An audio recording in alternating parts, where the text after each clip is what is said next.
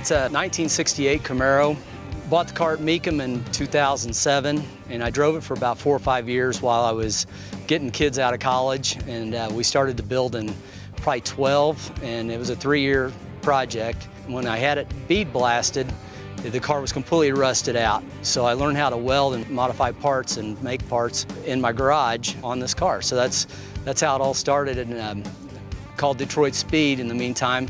Did a ride-along at a Good Guys event, decided pro touring was the way to go. So bought the book from them, got a hydroform front end, 4-link, put mini tubs in it, just started going from there with it.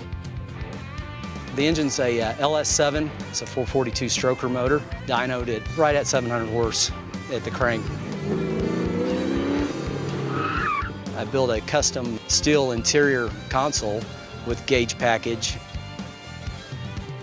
I grew up in the 70s and my dad always had old cars, so when it was time to buy a new car, hitting 50 years old, I just decided to go with an old hot rod again.